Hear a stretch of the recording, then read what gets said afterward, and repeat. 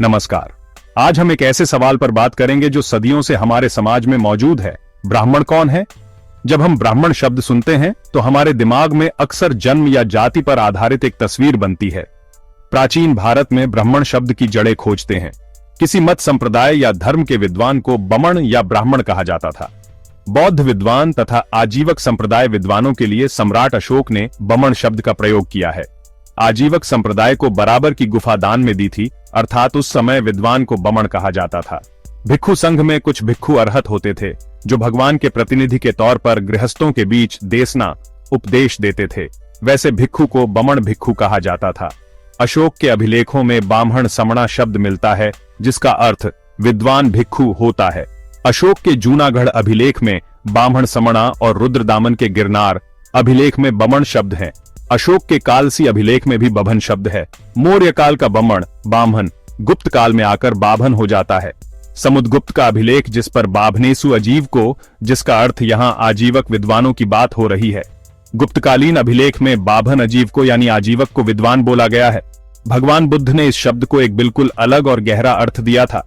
धम्मपद अनुसार ब्राह्मण वग्गों में बुद्ध ब्राह्मण के गुण बताते हैं, जो चंद्रमा के समान विमल, शुद्ध, निखरा हुआ और मल रहित है और जिसकी भव तृष्णा पूरी तरह क्षीण हो गई है, उसे मैं ब्राह्मण कहता हूँ।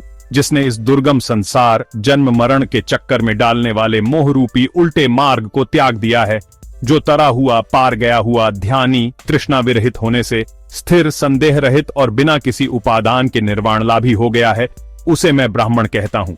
जो यहाँ इस लोक में काम भोगों का परित्याग कर घर बार छोड़कर प्रव्रजित हो जाए और जिसका काम भव पूरी तरह क्षीण हो गया हो, उसे मैं ब्राह्मण कहता हूँ। जो गृहस्थों तथा गृह त्यागियों दोनों में लिप्त नहीं होता, जो बिना ठौर ठिकाने के घूमने वाला और अल्पेच्छ है, उसे मैं ब्राह्मण कहता हूँ। ब्राह्मण वह है जिसने पापों को बहा दिया, श्रमण वह है जिसकी चर्या समतापूर्ण है और प्रव्रजित वह कहलाता है जिसने अपने चित्त के मैल दूर कर लिए।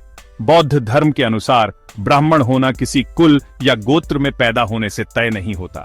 यह एक अवस्था है, एक पदवी है जो कोई भी इंसान अपने कर्मों, अपने ज्ञान और अपनी सच्चाई से हासिल कर सकता है। उनके लिए ब्राह्मण वो था जिसने अपने मन को जीत लिया हो, जिसने क्रोध और लालच को त्याग दिया हो और जो ज्ञान के प्रकाश में जीता हो। उन्होंने कहा कि कोई भी व्यक्ति, चाहे वो किसी भी परिवार में जन्मा हो, अपने अच्छे कर्मों और पवित्र आचरण से ब्राह्मण बन सकता है। यह एक बहुत बड़ी बात थी, क्योंकि यह सीधे सीधे उस सामाजिक ढांचे पर सवाल उठा रही थी जो जन्म को कर्म से ऊपर मानता था। बुद्ध के लिए ब्राह्मण एक सम्मानजनक उपाधि थी जो किसी विद्वान, ज्ञानी या अरहंत को दी जाती थी, उस व्यक्ति को जिसने जीवन के परम सत्य को जान लिया हो।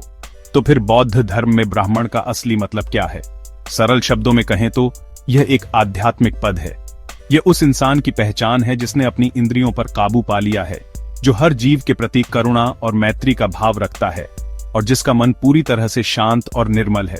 सोचिए, एक ऐसा व्यक्ति जो झूठ नहीं बोलता, जो हिंसा नहीं करता, जो चोरी नहीं करता और जो किसी भी तरह के नशे या मोह माया से दूर रहता है। भगवान बुद्ध के अनुसार वही असली ब्राह्मण है। ये उपाधि किसी को विरासत में नहीं मिलती, इसे कमाना पड़ता है, अपने आचरण से, अपनी साधना से और अपनी सच्चाई से। इस नजरिए ने उस समय के समाज को गहराई से प्रभावित किया। इसने लोगों को यह समझने में मदद की कि महानता जन्म से नहीं बल्कि कर्मों से आती है। बुद्ध ने धम्मपद के ब्राह्मण वग्ग अध्याय में विस्तार से बताया है कि ब्राह्मण के क्या गुण होते हैं। उन्होंने स्पष्ट किया कि केवल जटा रख लेने से या पवित्र वस्त्र पहन लेने से कोई ब्राह्मण नहीं बन जाता। असली पवित्रता तो मन की होती है। अगर मन में मैल है, लालच है, घृणा है, तो बाहरी दिखावे का कोई मतलब नहीं रह जाता। बुद्ध का संदेश साफ था, अपने मन को शुद्ध करो, अपने कर्मों को सुधारो और तुम भी ब्राह्मण कहलाने के योग्य बन जाओगे।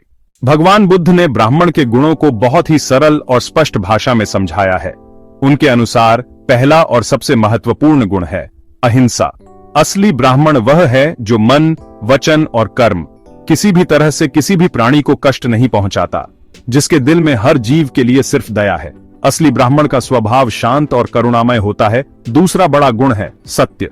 ब्राह्मण वह है जो हमेशा सच बोलता है, चाहे परिस्थितियां कितनी भी मुश्किल क्यों न हो। सच बोलना सिर्फ झूठ न बोलने तक सीमित नहीं है, बल्कि इसका अर्थ है कि आपका जीवन ही सच्चाई पर आधारित हो।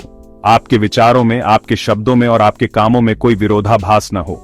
ब्राह्मण का जीवन एक खुली किताब की तरह होता है, जिसमें छिपाने के लिए कुछ भी नहीं होता। उसकी हर बात में सच्चाई की झलक मिलती है। तीसरा गुण है अस्तेय, यानी चोरी न करना। इसका मतलब सिर्फ किसी की चीज न चुराना नहीं है, बल्कि उस चीज पर भी नजर न रखना जो आपकी नहीं है। असली ब्राह्मण संतोषी होता है। वह दूसरों की संपत्ति या सफलता को देखकर जलता नहीं है। उसे जो कुछ भी अपनी मेहनत और ईमानदारी से मिलता है, वह उसी में खुश रहता है। ब्राह्मण वह है जो ईमानदारी से अपना जीवन यापन करता है और लालच से कोसों दूर रहता है। चौथा और सबसे गहरा गुण है अपरिग्रह, यानी संग्रह न करना और मोह से मुक्ति। ब्राह्मण वह है जो सांसारिक चीजों के मोह में नहीं फंसता। वह धन, दौलत, पद या प्रसिद्धि के पीछे नहीं भागता। वह जानता है कि ये सभी चीजें अस्थायी हैं और असली सुख मन की शांति में है। बुद्ध कहते हैं कि जिसने अपनी इच्छाओं और तृष्णाओं को जड़ से उखाड़ फेंका है, वही सच्चा ब्राह्मण है। जैसे कमल का पत्ता पानी में रहते हुए भी गीला नहीं होता, वैसे ही सच्चा ब्राह्मण संसार में रहते हुए भी सांसारिक मोह माया से अछूता रहता है। उसका मन हमेशा शांत, स्थिर और मुक्त होता है। इंसान की पहचान उसके कर्मों से बनती है, उसकी जाति गण से नहीं। यह समानता का एक अद्भुत संदेश था। कर्म की प्रधानता का यह सिद्धांत बौद्ध धर्म का मूल आधार है। यह सिद्धांत आज भी उतना ही प्रासंगिक है। आज भी हमारे समाज में कई लोग जाति को इंसान के चरित्र से ज्यादा महत्व देते हैं, लेकिन बुद्ध का संदेश हमें याद दिलाता है, बुद्ध ने हमें यही सिखाया कि इंसान को उसके कर्मों की कसौटी पर परखना चाहिए, जन्म के आधार पर नहीं। यही सच्ची मानवता है। जब हम ब्राह्मण शब्द की प्राचीन जड़ों को खंगालते हैं, तो हमें इसका संबंध ज्ञान और सत्य से मिलता है। यह कोई जाति सूचक शब्द नहीं था, बल्कि यह एक उपाधि थी जो उस व्यक्ति को दी जाती थी जिसने ज्ञान और तपस्या के माध्यम से जीवन के रहस्यों को समझ लिया हो। यह एक विद्वान, एक ऋषि, एक ज्ञानी की पहचान थी। भगवान बुद्ध ने इसी मूल अर्थ को अपनाया और उसे और भी व्यापक बना दिया। ग्रामीण भारत के कई हिस्सों में आज भी ब्राह्मण शब्द को बामण या बामहन कहा जाता है। यह सिर्फ एक भाषाई बदलाव नहीं है, बल्कि इसके पीछे एक गहरा अर्थ छिपा है। पुराने समय में गांव का बामण सिर्फ पूजा पाठ कराने वाला व्यक्ति नहीं होता था। वह गांव का शिक्षक, सलाहकार और ज्ञानी पुरुष भी होता था। लोग अपनी समस्याओं के समाधान के लिए, नई चीजों को सीखने के लिए और नैतिक मार्गदर्शन के लिए उसके पास जाते थे। इस तरह बामण शब्द का ग्रामीण संदर्भ भी ज्ञान और विद्वता से जुड़ा हुआ था। वह व्यक्ति अपने ज्ञान और चरित्र के कारण सम्मान पाता था, न कि केवल अपने जन्म के कारण। भगवान बुद्ध ने इसी पारंपरिक व्याख्या को एक नई ऊंचाई दी। आज के संदर्भ में जब हम बामण या ब्राह्मण शब्द पर विचार करते हैं, तो हमें इसके मूल अर्थ को याद रखना चाहिए। यह शब्द हमें याद दिलाता है कि सच्चा सम्मान ज्ञान, चरित्र और सच्चाई से मिलता है। कोई भी व्यक्ति, चाहे वह किसी भी पृष्ठभूमि का हो, अगर वह ज्ञानी है, ईमानदार है और समाज की भलाई के लिए काम करता है, तो वह इस सम्मानजनक उपाधि का सच्चा हकदार है। बुद्ध का संदेश हमें संकीर्ण जातिवादी सोच से ऊपर उठकर इंसान को उसके गुणों और कर्मों से पहचानने की प्रेरणा देता है। भगवान बुद्ध का संदेश हमें एक बेहतर इंसान बनने और एक ऐसे समाज का निर्माण करने की प्रेरणा देता है जहां जन्म नहीं, कर्म ही इंसान की असली पहचान हो।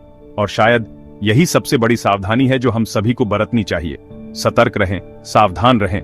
मित्रों, आप ब्राह्मण उपाधि के बारे में समझे होंगे।